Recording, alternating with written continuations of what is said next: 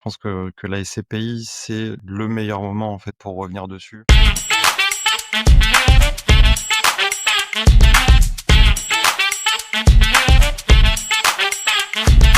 Allez, c'est parti.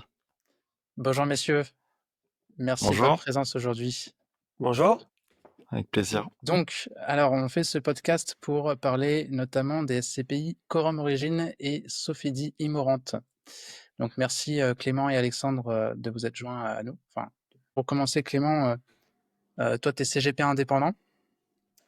Tu as pas mal d'historique en fait, tu as travaillé déjà chez Sophie justement, et puis même dans des fonds de private equity je crois. Est-ce que tu peux nous en dire un peu plus?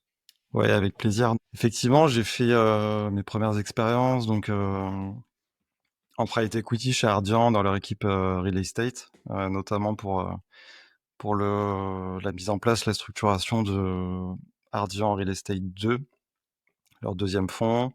Et suite à cela, je suis allé en société de gestion chez Sophie, qui est une filiale du groupe Tikeo Capital, pour m'occuper de deux de leurs SCPI, en l'occurrence Sophie Pierre, Sophie Boutique et un OPCI, Sophimo. Et j'étais gérant de fonds immobiliers / fund manager.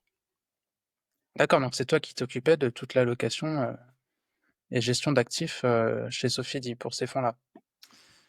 Alors, Sophie 10, c'est un modèle intégré où en fait il s'occupe de l'investissement, de l'asset management, du property management, et le fund management, il s'occupe de structurer les fonds, de faire vraiment le lien entre toutes les équipes, de driver un peu le véhicule, réaliser la stratégie, faire le lien avec la direction, les organes de gouvernance, des financements, des reportings financiers, et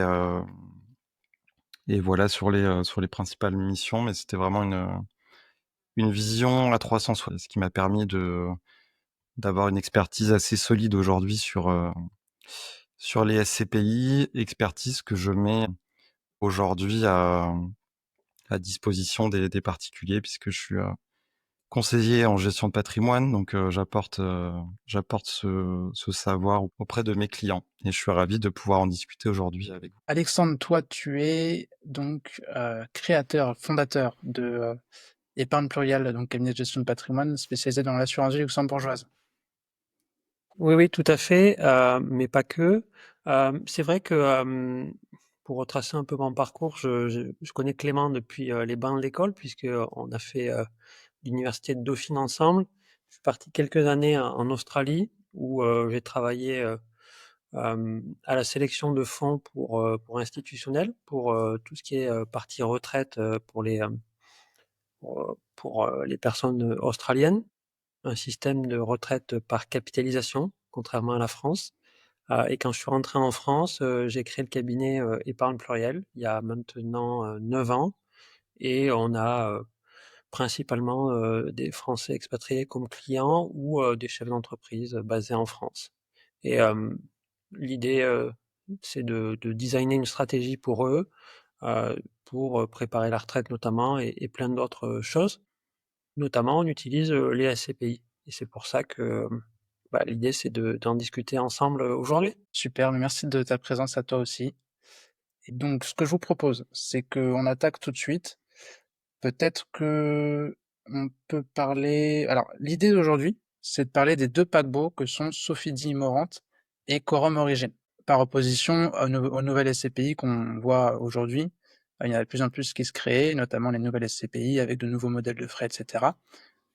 Est-ce que toi, tu as une expertise ou même quelque chose à mettre en avant sur les nouvelles actualités, ce qui se passe en ce moment autour de...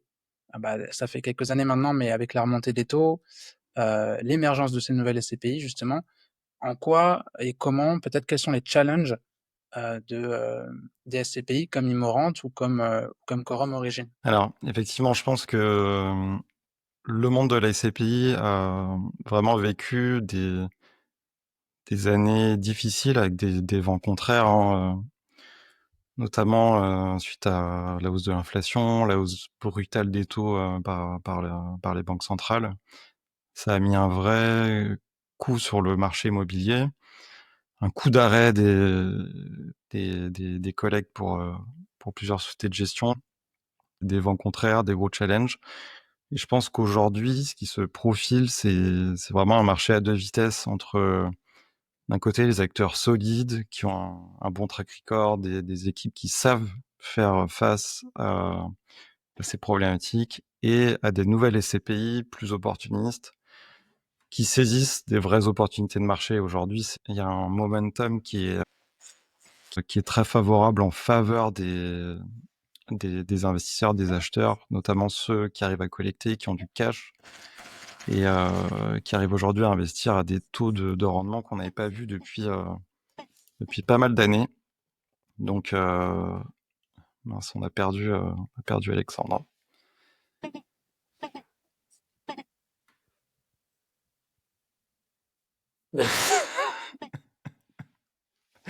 Ça, Léa du direct.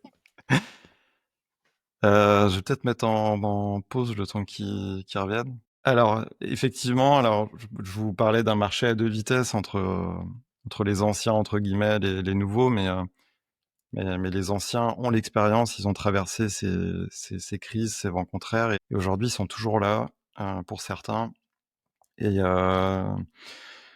et je pense que alors Sofidy, c'est 38 ans d'expérience quand même. Je pense que c'est important de le noter. Ils ont plus de 8 milliards d'actifs sous gestion. Il me semble que c'est le premier acteur indépendant sur le marché et leur véhicule Immoran, donc c'est le plus gros fonds chez eux. Il fait plus de 4 milliards de capitalisation.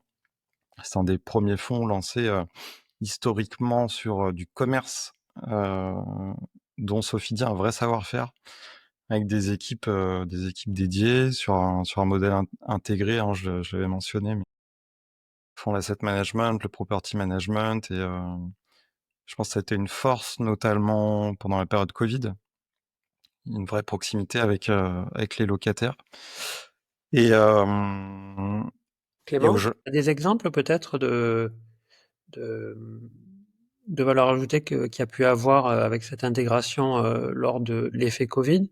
Et au-delà de ça, peut-être une deuxième question, c'est euh, des exemples de crises que Immorant a pu surpasser.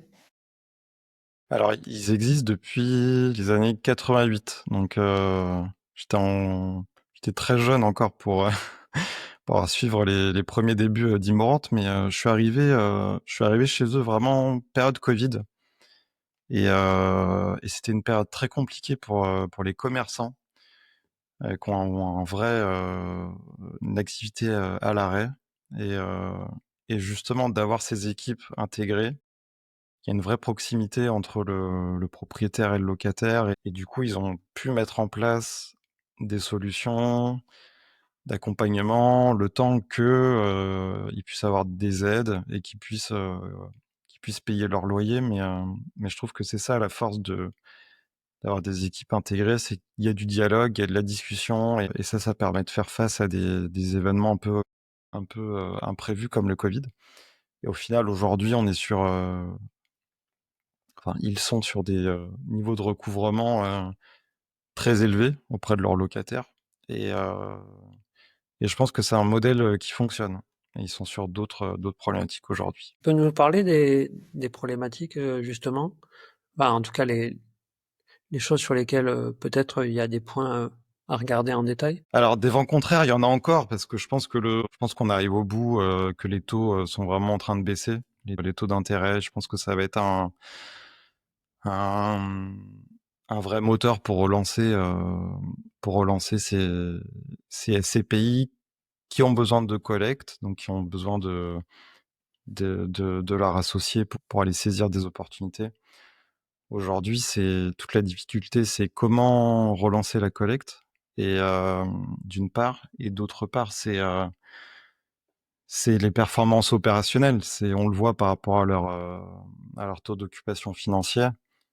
C'est c'est un bon indicateur, je trouve, de la santé d'une SCPI, c'est quel est le taux d'occupation par rapport aux surfaces dans le patrimoine. Et aujourd'hui, ce taux d'occupation est assez pénalisé par notamment les actifs de bureaux. Et on sait que les bureaux en Île-de-France et notamment en périphérie souffrent encore un peu de l'effet télétravail et qui a, Province aussi, hein. et en province également.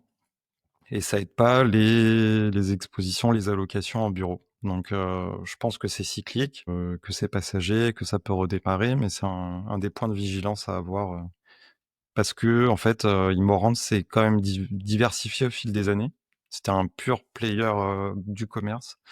Ils sont plus diversifiés et c'est aussi une force, hein, la diversification. Je pense que c'est une des aussi des règles d'or à la fois en finance et dans les nouvelles SCPI qui se lancent, elles sont plus diversifiées qu'avant. Ils font pas que du commerce, mais ils font aussi de l'hôtellerie, du plein air, des participations dans des fonds externes. Ils sont bien diversifiés sur les dernières années. Il y a pas mal de choses intéressantes là dans ce que tu dis. Je pense que ça ouvre pas mal de portes. Il y a deux choses en particulier, moi, sur lesquelles j'aimerais bien avoir votre avis. C'est notamment ce que tu as cité tout à l'heure sur la collecte. Peut-être toi, Alexandre, en tant que bon, comme Clément, mais avec depuis 9 ans que tu fais ce métier, euh, dans quelle mesure est-ce que tu dirais que la collecte bon, quelque chose de primordial pour les SCPI, et dans quelle mesure est-ce que tu dirais que ça peut affecter la bonne santé d'une SCPI sur le moyen long terme? Disons que c'est quasi crucial d'avoir un bon niveau de collecte parce que le véhicule SCPI fonctionne sur ses performances et sa liquidité. Si on pense qu'il y a un risque de liquidité, tout de suite la collecte va se tarir et du coup ça va créer une prophétie autoréalisatrice puisque beaucoup plus compliqué de sortir et donc tout le monde se précipite vers la sortie. C'est un peu ce qui se passe aujourd'hui avec Primo Pierre de chez Primonial, où il y a des listes d'attente de plus de 2 ou 3 ans. Donc travailler la collecte, c'est critique et souvent la collecte est liée avec les performances. Moi, par exemple, pour préparer ce podcast, j'ai étudié plutôt Quorum Origin.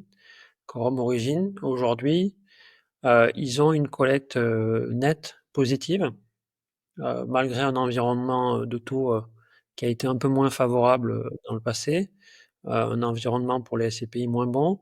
Bah, finalement, ils ont fait ce travail de restreindre la collecte quand l'environnement de marché n'était pas forcément le plus approprié pour investir. Et à l'inverse, ils ont fait une communication au CGP pour leur dire bah, on a pas mal d'opportunités.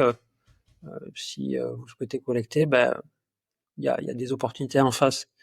Et je pense que d'avoir un travail de long terme sur la collecte, c'est un marqueur de maturité pour une SCPI, mais c'est aussi un très bon marqueur pour les clients sur le long terme.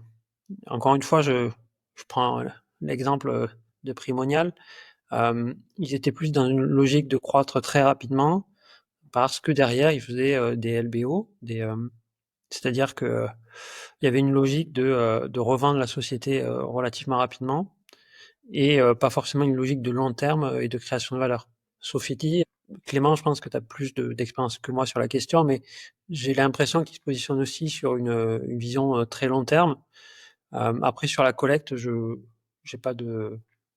Enfin, j'aimerais avoir ton avis sur la question. Effectivement, moi je pense que c'est aussi une vraie analyse à l'avoir sur la qualité de la gestion au sein de la société de gestion, en fait. Et comme tu le dis, il y en a qui ont stoppé, mis un peu de côté la collecte à un moment où les valorisations elles étaient très élevées, au moment où il y avait plus d'opportunités intéressantes sur le marché. Donc il y a des acteurs, ils ont acheté très cher au pire moment, en fait. Et quand le marché a commencé à se retourner, bah, là, les valorisations sont pas mal ont pas mal diminué. Donc derrière, les valeurs de part qui baissent, la confiance qui baisse. Et une fois qu'on a plus la confiance des épargnants, des associés, c'est compliqué. Et d'autre part, il y a eu avec les taux d'intérêt élevés, il y a eu beaucoup plus de concurrence sur les produits d'épargne. Quand il y avait de la SCPI à 4-5%, en face, il y avait des produits structurés plus élevés et même des livrets à ces niveaux-là. Donc c'était plus compliqué de collecter. Mis à part ça, chez Sofidy, je pense qu'il y a eu un vrai coup de frein sur les investissements ces dernières années. C'était une volonté justement, plutôt d'accumuler de la trésorerie pour derrière, aller saisir des opportunités. Et je pense que c'est ce qui s'est passé sur 2024, qui devrait continuer sur 2025. Je pense à l'opération au Paris Nord, par exemple, qui est un grand centre commercial à Aulnay, et qui montre bien en fait le savoir-faire de Sofidy. Donc c'est bon, faut avoir les équipes pour gérer un centre commercial. Voilà, c'est très spécifique, mais très rentable puisqu'ils ont acheté un rendement de 10%. Donc ça montre un peu les opportunités qu'il y a aujourd'hui et qu'il va continuer à y avoir, mais faut de la confiance, faut de la collecte pour aller capter ces opportunités. Et bon, je sais qu'il leur reste aujourd'hui de la trésorerie pour aller déployer ces fonds. Et je crois qu'ils ont un pipe d'investissement en cours là, de près de 150 millions à plus de 7% de rendement. Donc, je pense que les équipes d'invest font le job.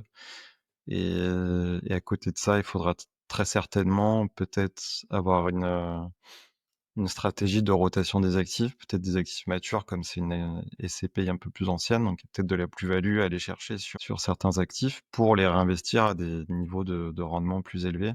Mais ça, c'est aussi un vrai métier, un vrai savoir-faire, et il faut les équipes en face. Et je pense qu'il Par rapport à ça, justement, est-ce que ce serait pas un point très intéressant pour Sofidy, peut-être un point positif pour Sofidy par rapport à Quorum, alors ou pas hein, d'ailleurs, mais Quorum qui est et sa SCPI Quorum Origine est maintenant historique, mais à l'origine Quorum c'était, de ce que je comprends, plutôt des gestionnaires de fixed income, d'obligations, d'obligataires, se sont reconvertis. Alors aujourd'hui, je pense qu'il n'y a plus de sujet, hein, mais Sofidy, qui elle était, de ce que je comprends, plus experte de l'immobilier à l'origine et qui a beaucoup de fonds différents, notamment les EPCI dont tu parlais tout à l'heure, Clément. Est-ce que ce tissu peut-être d'équipe de gestion permet d'aller chercher des opportunités comme celle de Au Paris Nord? D'ailleurs, Au Paris Nord, c'était avec la foncière Clépierre, je crois, c'est ça? ils ont pris une participation minoritaire. Ouais. Donc, est-ce que tu dirais que, ou pas, hein, est-ce que tu dirais que Sofidy a un avantage sur Quorum sur ce sujet? Alexandre, je te laisse la main. Alors je sais pas si Sofidy a un avantage. Je pense que Quorum est aussi en capacité d'aller chercher des actifs rentables. Je regardais le bulletin trimestriel qui est sorti il y a pas très longtemps, en 2025, au premier trimestre, et ils ont acheté un actif à 9,3% de rentabilité, par exemple. Donc aujourd'hui, quand tu as de la collecte, ça te permet d'aller chercher des choses hyper rentables. Et c'est pour ça qu'on voit toutes les SCPI nouvelle génération, type Hirokozen, Remake, qui ont la chance de collecter énormément, pour des bonnes ou des mauvaises raisons. On pourra en débattre sur un autre podcast, vis-à-vis de leurs frais d'entrée très faibles, mais qui leur permet d'acheter des actifs avec des rendements très importants, parce que c'est le moment d'acheter. Quand tu as une collecte plus atone, il va falloir faire un arbitrage sur les actifs actuels du portefeuille pour peut-être aller chercher un peu plus de performance. Donc pour le coup, Quorum, ils sont assez bons sur cet asset management. En tout cas, j'ai ce sentiment-là. En lisant le bulletin trimestriel, je lisais aussi qu'ils ont cédé un actif Je sais pas si vous connaissez Brembo, c'est les freins à disque pour moto. Et Voiture, ouais. ils avaient un actif qui était ils ont acheté, je crois, une vingtaine de millions. Ils ont fait 10 millions de plus-value sur cet actif en le vendant il y a pas très longtemps. Et ça a été redistribué aux porteurs de parts. Et des actifs comme ça, je peux pas vous communiquer, mais Quorum nous a dit qu'il y en avait plusieurs dans le pipe en session pour 2025. Ce que je peux vous dire, c'est que voilà, sur le côté management des actifs, Quorum Origin, ils sont bons et ils naviguent cette période de manière très opportuniste. Ils ont toujours été opportunistes, hein, Quorum, depuis le démarrage. Ils ont donc Clément, est-ce que toi, chez Sophie tu as observé peut-être des points de vigilance ou des choses dont tu voulais parler, mettre en avant? Je pense vraiment qu'on est arrivé en bas de cycle sur les valorisations des actifs IMO. Et je pense qu'on le voit sur les valeurs d'expertise. C'est aussi un des points d'attention qu'il faut avoir sur les SCPI, c'est voilà combien est valorisé le patrimoine. Ils ont une stabilisation des valeurs d'expertise et je pense que ça, c'est aussi un gros point positif. Je pense pas qu'il y ait de risque sur la valeur de reconstitution. Pour l'avenir, je pense qu'on arrive en bas de cycle et aujourd'hui, que la baisse des taux va faire remonter les valorisations d'actifs immobiliers. Et je pense que c'est aussi à souligner et de nature à rassurer, d'une part les associés et pour la suite qu'en fait aujourd'hui, la baisse des taux va être un vrai moteur pour les valorisations et que c'est des bons points d'entrée, pour l'immobilier par rapport à ces dernières années où c'était l'inverse et qu'il fallait s'attendre plutôt à des corrections. Donc ça et puis un rendement voilà, qui est stable, qui est 5 cible, pour un véhicule de cette taille, qui a montré que voilà, ils sont une stabilité et ils sont capables de fournir ce niveau de rendement et aujourd'hui, ça redevient compétitif, par rapport à d'autres, types de placements d'épargne. Moi, j'ai une question par rapport aux valeurs d'expertise. Tu avais évoqué avec moi que Quorum, ils n'ont pas des évaluations d'experts indépendants, c'est bien ça? Est-ce que tu peux un peu développer sur la question? Je pense que, toutes les SCPI ont l'obligation d'évaluer leur patrimoine immobilier, annuellement, au moins une fois par an et maintenant, il me semble que c'est passé, C'est passé à 2 à fois, je crois. 2 fois par an, ouais, effectivement, au 30 juin, au 31 décembre. Alors je sais pas si Quorum l'applique ou non aujourd'hui, C'est un sujet, hein, parce que ça coûte aussi ça coûte finalement aux épargnants de la SCPI, aux associés de la SCPI. mais c'est plus transparent aussi sur les valorisations, sur les valeurs de reconstitution parce que mécaniquement ça les fait évoluer. Ça, c'est une question que je me suis toujours posée justement, Clément, toi qui as travaillé en direct dedans, tu as eu affaire justement ou tu as vu ces fameux experts qui évaluent le patrimoine de la SCPI? Comment ça se passe en fait?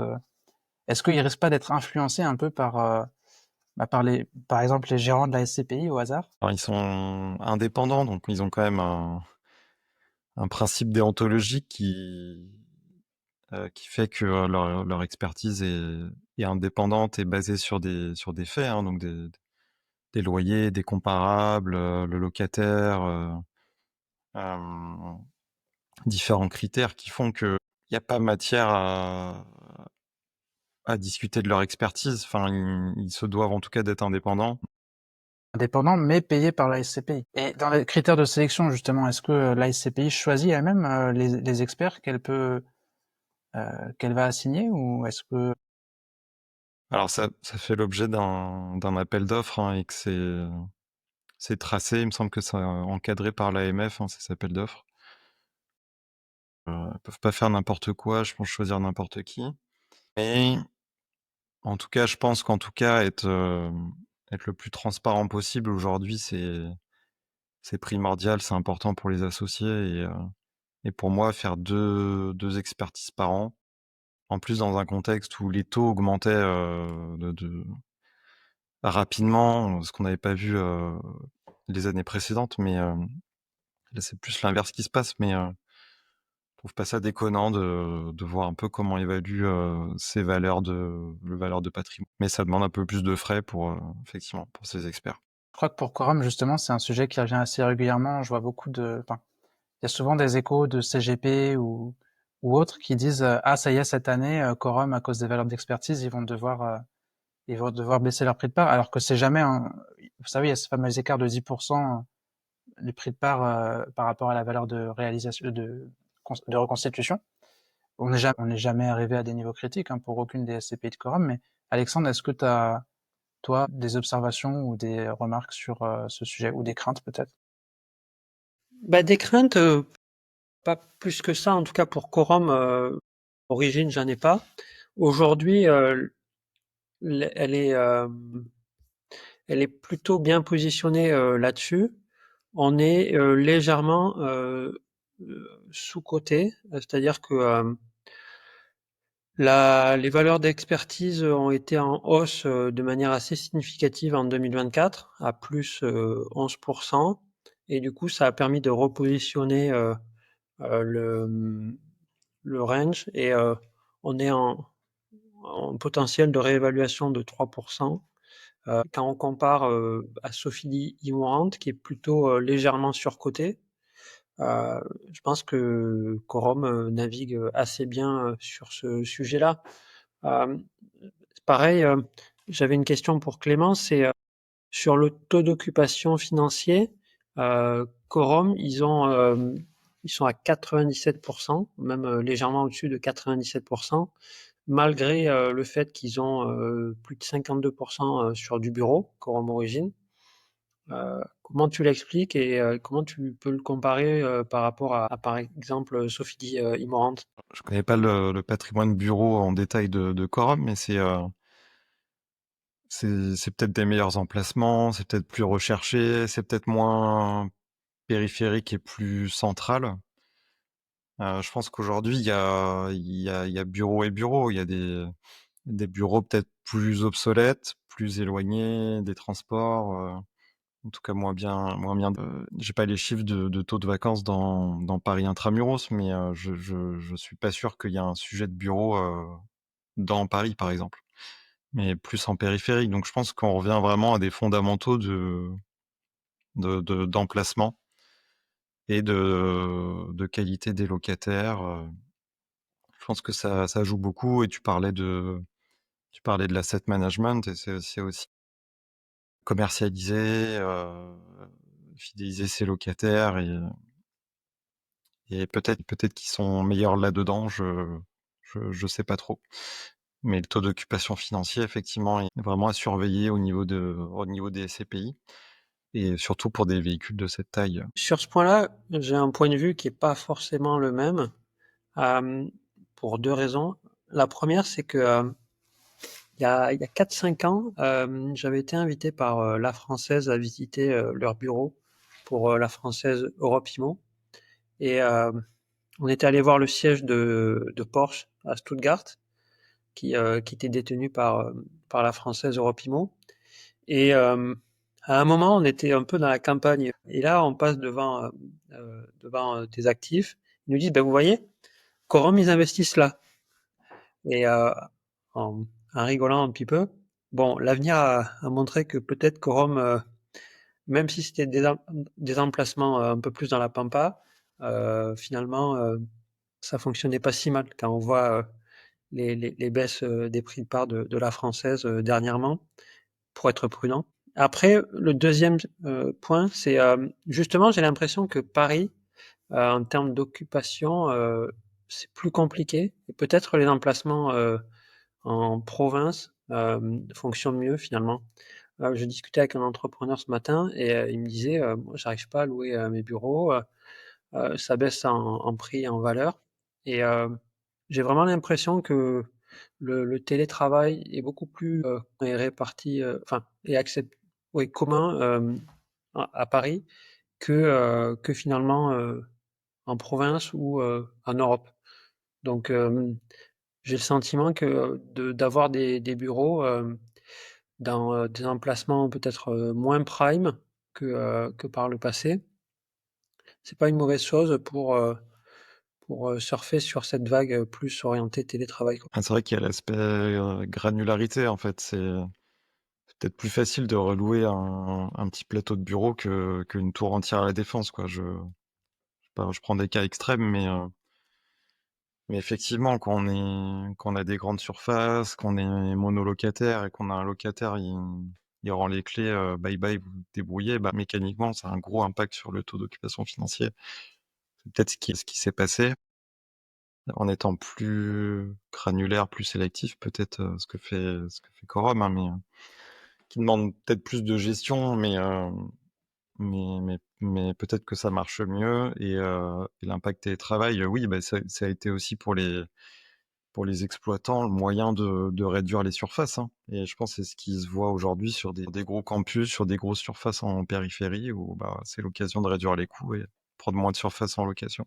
Parce que je me posais la question justement, moi, de la pertinence. Enfin, alors, j'imagine que c'est quand même un indicateur pertinent, le taux d'occupation financier, mais est-ce qu'il n'y a pas justement des choses qui peuvent l'affecter un petit peu quand on voit alors là, on sort, c'est une SCPI qui n'a rien à voir dans le résidentiel, mais Kianeos qui a une dimension beaucoup de travaux aussi. Est-ce que, et les travaux, toutes les SCPI en font, des rénovations dans leurs immeubles. Est-ce que le taux d'occupation financier, finalement, n'est pas aussi affecté par le contexte? Donc déjà, d'une part, bon, les travaux qui peuvent être faits dans les immeubles, mais aussi même les secteurs différents. Peut-être que le taux d'occupation financier, comme d'autres indicateurs d'ailleurs, va pas vouloir dire la même chose sur les bureaux que sur les commerces ou sur les entrepôts, encore très différents d'ailleurs. Clément, est-ce que toi tu dirais que, enfin, ou Alexandre, hein, comment est-ce que vous appréhendez ça? Est-ce que vous regardez vraiment tant que ça le taux d'occupation financier pour comparer par exemple entre Quorum et Sofidy? Pour moi, le taux d'occupation financier, c'est le chiffre d'affaires, de la SCPI, donc plus tu as un taux d'occupation, plus tu as de loyers qui rentrent et il faut savoir que le taux d'occupation tel qu'il est présenté dans les bulletins trimestriels, donc en phase avec les préconisations ASPIM, ils mettent les travaux de rénovation de côté, en fait. C'est pas impactant sur le taux d'occupation financier. Donc c'est vraiment que la vacance, ce qui est commercialisé et ce qui pèse sur les résultats de l'entreprise, quoi. Parce que tu pas de loyer qui rentre. Hem Et effectivement, je pense qu'aujourd'hui, tu as vraiment une différence significative, donc j'ai pas des chiffres précis en tête, mais entre, un taux d'occupation bureau ou un taux d'occupation, commerce ou logistique ou hôtellerie, je pense qu'on est sur des niveaux très différents et heu et oui, bien sûr, il faut regarder par classe d'actifs et ça peut être une force comme un inconvénient. Je pense qu'il y a des CPI qui ont des super taux d'occupation parce qu'ils sont sur des classes d'actifs qui marchent bien, porteuses et il faut plus creuser celles, diversifiées ou qui sont sur plusieurs classes d'actifs et il faut voir, là où le bât blesse. Mais c'est aussi cyclique. Voilà, les bureaux, ça peut repartir. Peut-être que telle ou telle classe d'actifs sera moins en vogue, à l'avenir, donc c'est aussi une force, je pense, d'être diversifié pour l'avenir. Donc d'après toi, en tout cas, le taux d'occupation financier, finalement, c'est quand même un des indicateurs les plus importants. Et pour juger de la qualité de la gestion de la SCPI, ça permet de synthétiser un peu tout, quoi. C'est l'emplacement, la rigueur de la gestion locative et même la maîtrise du cycle immobilier, puisque les travaux finalement n'en font pas partie, c'est ça? Je pense que ça reflète vraiment la performance opérationnelle des actifs et notamment sur des gros véhicules, comme ceux-là. Après sur des CPI peut-être plus récentes ou peut-être que ça s'explique plus directement des grosses hausses ou baisses de taux d'occupation parce qu'il y a moins d'actifs. Mais mais oui, c'est un des indicateurs, à prendre en compte. Pas le seul, bien sûr. Quid, du taux d'endettement? Est-ce que c'est un indicateur, intéressant à regarder? Exactement. C'est vrai que c'est un des thèmes qu'on n'a pas abordé. Heu, qui est important parce que c'est un moteur ou non de performance dans ces véhicules-là. Donc les SCPI ont la possibilité de s'endetter, donc de faire du crédit sur leur actif, sur leur acquisition, Combien au maximum? à 40% Oui, ça peut être beaucoup, hein. du patrimoine. Voilà, je crois que sur Immorente, ils sont à 15 à peu près d'endettement. Donc ça reste raisonnable, maîtrisé. Et ils sont exclusivement sur du taux fixe. Ce qui est aussi une force parce que les taux ont quand même nettement évolué à la hausse dernièrement. Donc d'avoir du taux fixe à un niveau assez modéré, c'est plutôt moteur de performance. Et dans un contexte où les taux baissent, et ben, je pense que cette poche d'endettement supplémentaire pourrait être un moteur de performance de la SCPI aussi. Si jamais ils souhaiteraient s'endetter un peu plus, dégager des liquidités, se refinancer. Je pense que c'est beaucoup plus simple que ces dernières années où on voit avec des taux élevés, le moteur d'endettement était un peu moins pertinent. Avec un taux directeur à 2,25 pour la BCE, tu penses que c'est une opportunité à utiliser de s'endetter? Bah, quand on voit les opportunités qu'il y a sur le marché, ils évoquent des 7%, là, des 10% sur Paris Nord, mais le levier est clairement positif. Donc je pense que oui, ça peut être un vrai moteur de performance pour la suite. Et après, 40%, ça me paraît quand même beaucoup. Tu penses qu'une SCPI qui est quand même considérée comme prudente, Sophie dit, le levier jusqu'où ils peuvent aller, ça serait quoi? 20%, 25%? Je pense pas qu'il y ait une vraie volonté d'augmenter significativement le taux d'endettement d'un tel véhicule. Je pense qu'il faut voir en fonction des opportunités, Après, peut-être d'utiliser les crédits qui arrivent à échéance. refinancer peut-être des portefeuilles, plus leverager les nouvelles acquisitions.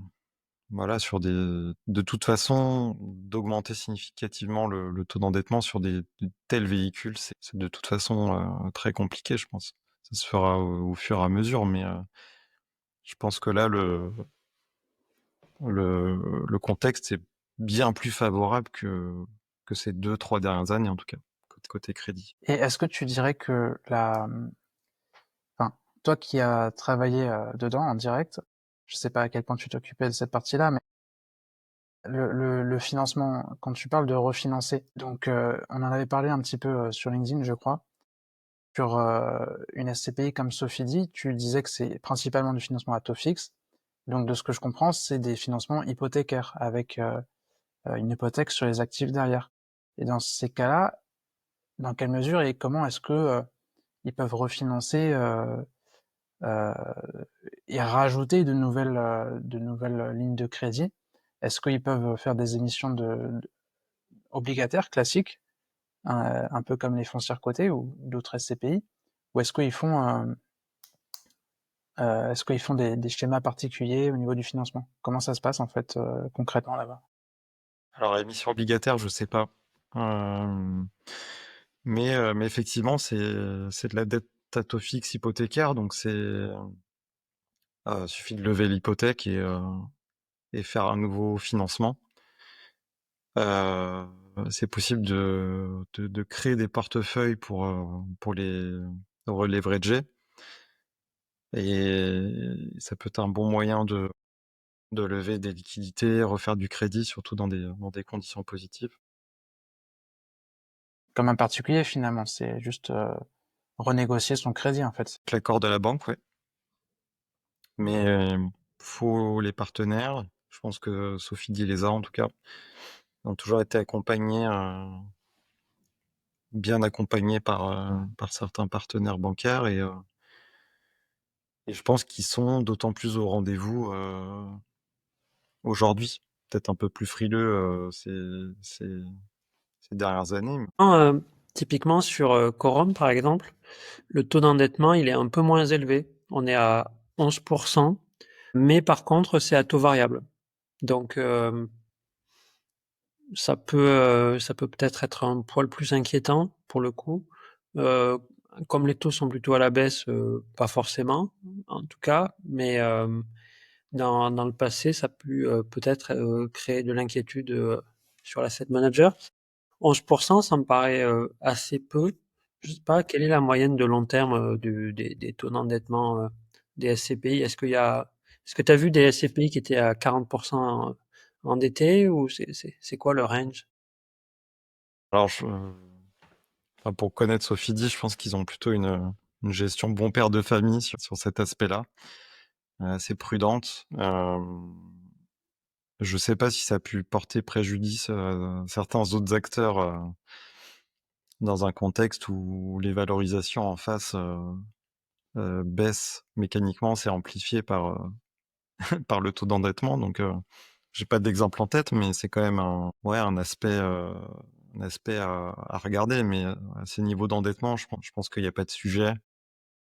C'est vrai que j'ai un peu de mal à comprendre pourquoi ils se sont mis majoritairement sur du taux variable, surtout avec des taux assez volatiles en ce moment.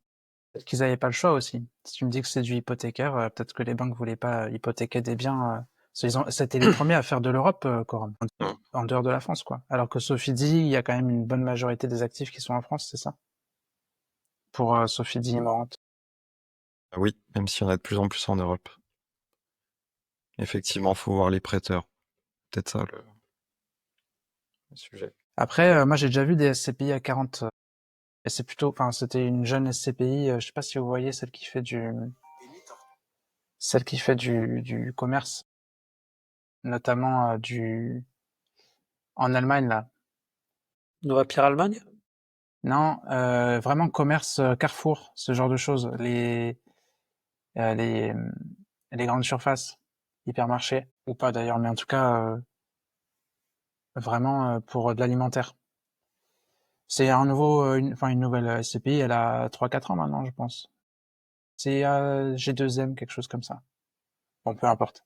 Ça me dit rien. Globalement, je pense que ça reste quand même en général entre 10 et 15% le taux d'endettement la majorité, enfin, beaucoup de SCPI restent entre 10 et 15, même si elles peuvent monter à 40. Clément, est-ce que tu vois, enfin, vous vouliez rajouter des choses sur l'endettement? Parce que c'est vrai que c'est un sujet quand même. Je pense que ça va être un vrai sujet pour certains acteurs, mais peut-être qu'on aura l'occasion de refaire un podcast ultérieur. Mais ce qui est aussi à surveiller, c'est les murs de dette, c'est-à-dire des grosses échéances qui pourraient arriver à court terme sur des acteurs qui auraient du mal potentiellement à se refinancer.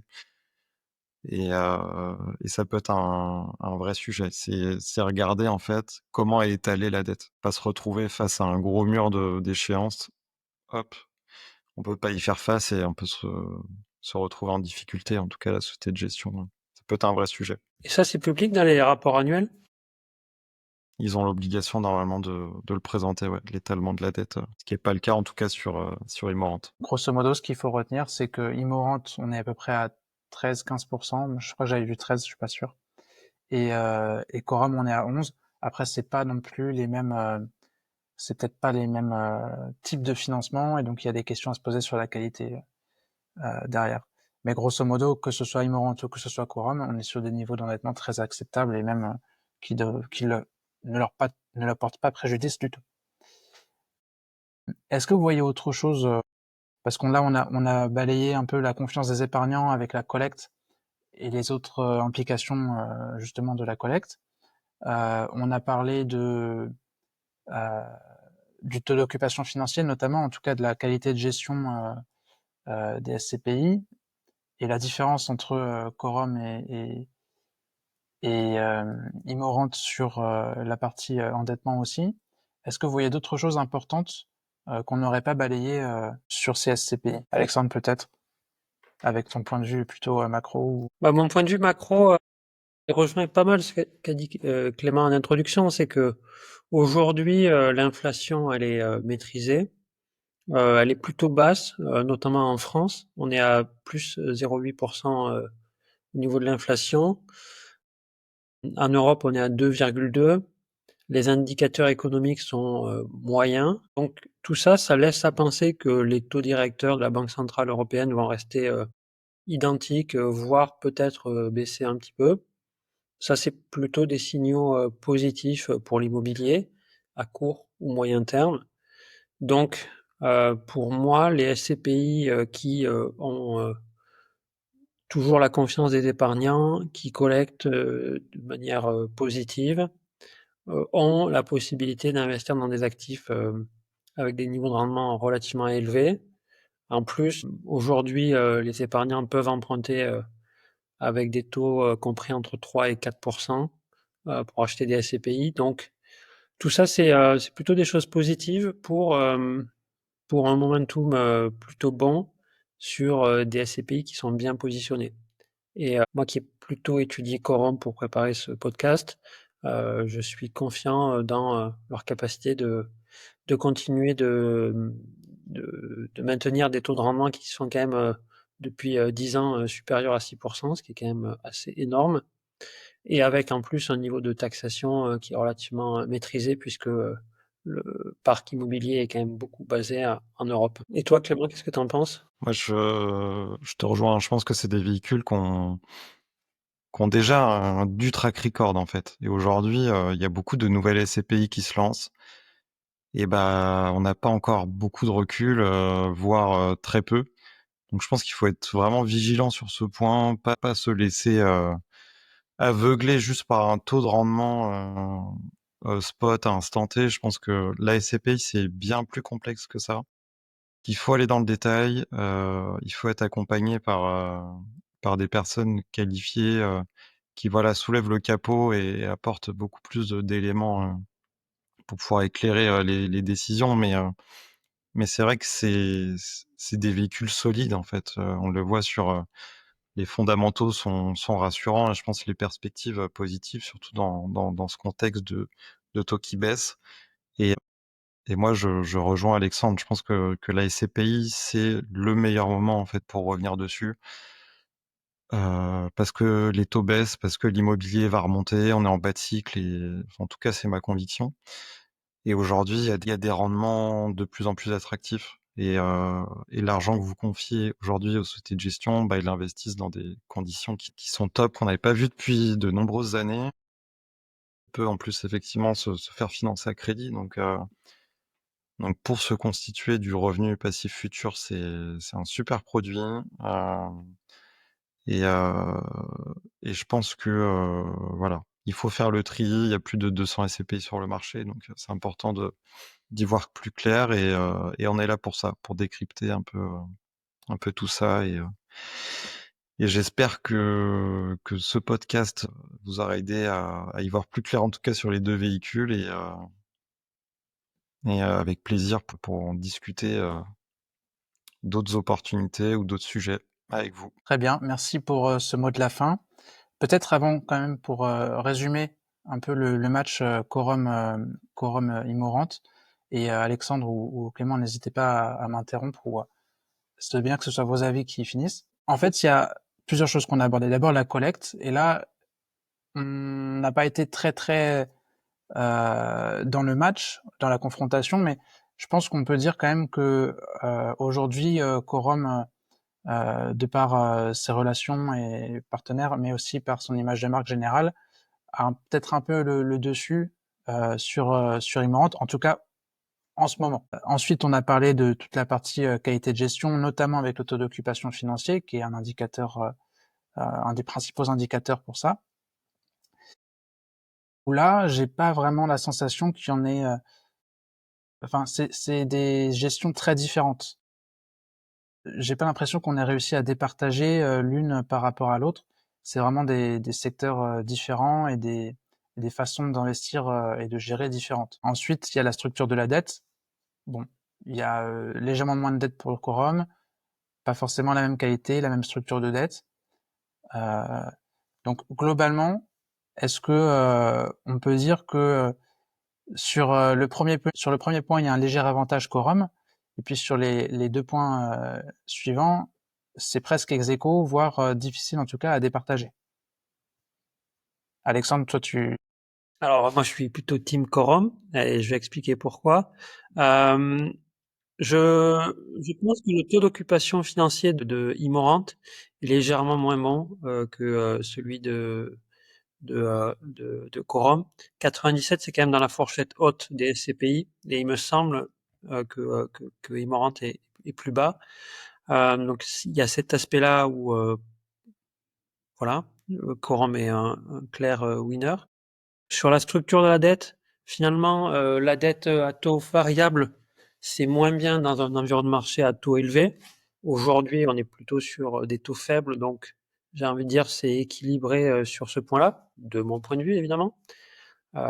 Et après, c'est vrai que niveau rendement, c'est deux véhicules qui ont à peu près la même taille, mais le rendement de Quorum a toujours été plus élevé.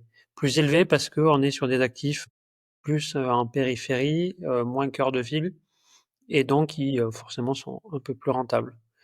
Donc si tu me demandes sur quel SCPI j'irais si c'était moi, j'irais plutôt sur Quorum Origin à l'heure actuelle. Je pense que le point du taux d'occupation fait basculer effectivement l'arbitrage entre les deux. J'espère que ce sera provisoire effectivement pour Immorant, mais je pense que les équipes sont tout à fait capables de faire le nécessaire, comme ils l'ont fait par le passé pour le remonter. Ces dernières années, oui, Quorum a été plus performant, ça se voit sur le TRI, hein. Le TRI, c'est vraiment le juge arbitre des performances net investisseurs. Il est à plus de 6 sur Quorum et il est à 4 et quelques sur Immorant. Maintenant, comme on dit, les performances passées ne préjugent pas des performances futures. Donc, je pense que les perspectives sont bonnes aussi sur un Immorant, notamment dans le commerce, voilà, sur les dernières opérations qu'on a pu voir. C'est du solide. Historiquement, Sofidy, ils ont toujours été très bons sur le commerce, sur la partie commerce. Ils savent faire et pour une exposition commerce, ça restera toujours pertinent d'aller sur Sofidy, quoi qu'il arrive. Ok, top. Bon. Bien écoutez, je vous remercie. Moi, je suis Team Quorum aussi à la base. Mais bon, Immorant, ça reste quand même, aujourd'hui, c'est la plus grosse capitalisation, hein, je crois, parmi toutes les SCPI. C'est 4 milliards, j'ai déjà oublié. 4 milliards 4, ouais. Quorum, on est à 2 milliards 4 sur Quorum Origin, ou quelque chose comme ça. On est même à 3,4 de mémoire. 3,4. Donc c'est en augmentation régulière, de 3% depuis le 1er janvier, pour être exact. La collecte Quorum, surtout en ce moment, ça y va. Après, faut pas me faire dire ce que j'ai pas dit. Immorant, ça reste un beau véhicule. J'avais des clients qui sont chez Sofidy Immorant, et pour moi, c'est pas un actif à arbitrer à l'heure actuelle. Ça serait une mauvaise idée, à mon avis. Je suis vraiment en phase avec toi là-dessus. Ils ont un vrai savoir-faire, ils ont des bonnes équipes et une bonne direction. Puis voilà, historiquement, ils ont su faire face. Maintenant, il faut se diversifier, c'est la règle d'or de toute façon, quoi qu'il arrive. Sur plusieurs SCPI, plusieurs sociétés de gestion. Et on est là aussi pour, pour vous décrypter tout ça. Il en existe plein et on aura d'autres discussions, et notamment sur les CPI de nouvelle génération, entre guillemets, je pense prochainement. Ok. Bon, pour résumer votre avis, vous êtes plutôt tous les deux à l'achat sur Quorum. Et puis sur Immorant, si vous avez déjà, vous maintenez. Et puis sinon, vous surveillez pour l'avenir, pour éventuellement pouvoir rentrer quand la dynamique sera encore plus, enfin en tout cas sera revenue à des niveaux intéressants. Super, bah merci à tous les deux de vous être prêtés au jeu. Voilà, c'est Merci la fin Alex de ce pour podcast. l'animation. Et Merci à tous. si vous avez aimé, n'hésitez pas à commenter, à liker la vidéo. Suivez-nous pour les prochains podcasts. À bientôt.